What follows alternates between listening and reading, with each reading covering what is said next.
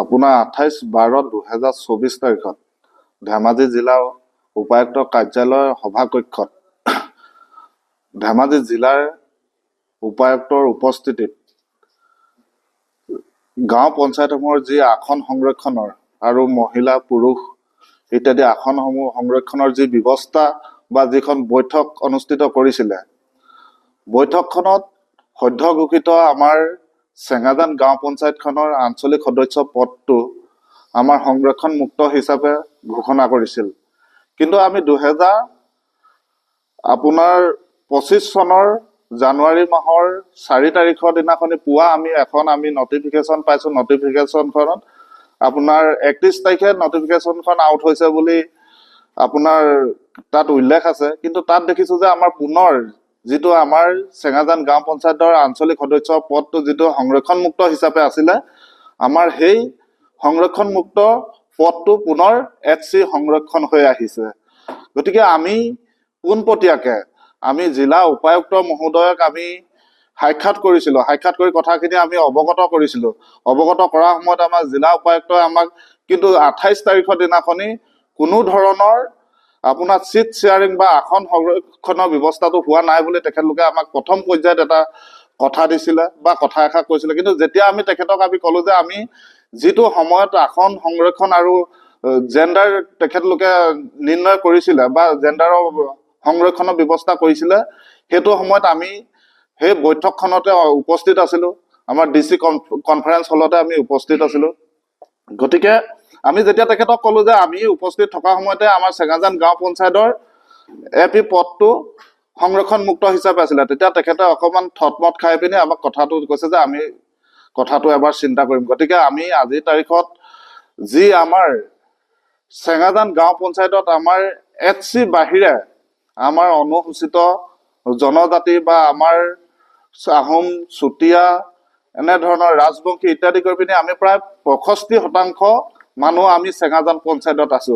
বাকী HC হিচাপে আপোনাৰ 35% মানুহ আছে। গতিকে আমি এই ক্ষেত্ৰত এই হট কৰি সিদ্ধান্তটো বা ৰহস্যজনকভাৱে যিটো আমি নটিফিকেশ্যন পাইছো, এই নটিফিকেশ্যনটোৰ বাবে আমি আমাৰ স্থানীয় বিধায়ক ভুৱন পেগু লগতে আমাৰ সাংসদ প্ৰদান বৰুৱাদেৱৰ আমি হস্তক্ষেপ আমি বিচাৰিছো। চেঙাজানবাসী হৈ আমি তেখেতলোকক আমি অনুৰোধ কৰিছো যে আমাৰ পুনৰ আমাৰ চেঙাজান গাঁও পঞ্চায়তৰ যিটো আঞ্চলিক পদৰ সদস্য পদটো পুনৰ সংৰক্ষণ মুক্ত কৰি ইয়াত বসবাস কৰা সকলো জনজাতিকে বা সকলো জাতীয় লোককে সমমৰ্যাদা এটা প্ৰদান কৰি পিনি এই নিৰ্বাচনী প্ৰক্ৰিয়াটো আগবঢ়াই নিব বুলি আমি অনুৰোধ জনাইছো।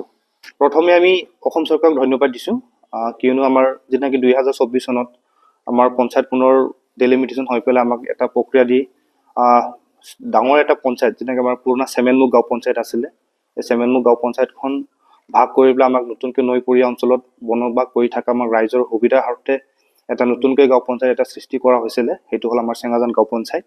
তাৰ কাৰণে আমি আমাৰ যি 80 নং জনাই বিধানসভাৰ সমষ্টি আমাৰ বিধায়ক ভুৱন পেগু ডাঙৰীয়া আৰু আমাৰ সাংসদ প্ৰদান বৰুৱা ডাঙৰীয়ালৈ আমি অশেষ ধন্যবাদ দিছো। আমি চেঙাজানবাসী হৈ আমি তাৰ মাজতো আমাৰ অলপ দুখ থাকিল, কিয়নো তাত আমি চেঙাজান হিচাপে আজি বহুতখিনি বিভিন্ন জাতি জনগোষ্ঠীটো লগ লাগি পেলাই তাত এটা নতুনকৈ আমাৰ পঞ্চায়ত গঠন হৈছে।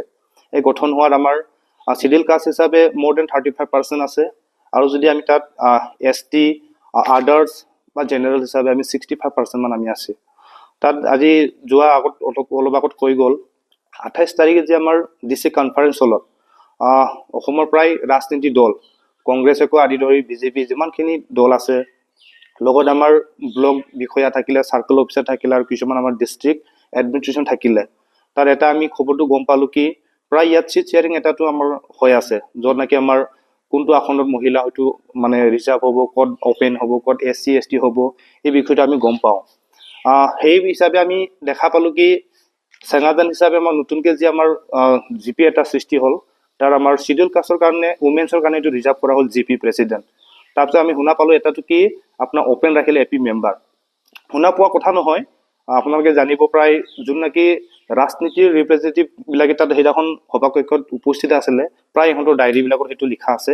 আৰু যিটো নেকি আমাৰ 65টা আমাৰ গাঁও পঞ্চায়ত আছে ইণ্টাৰ আমাৰ ধেমাজি ডিষ্ট্ৰিক্টত, প্ৰায় চিটবিলাকতো চেম থাকিল।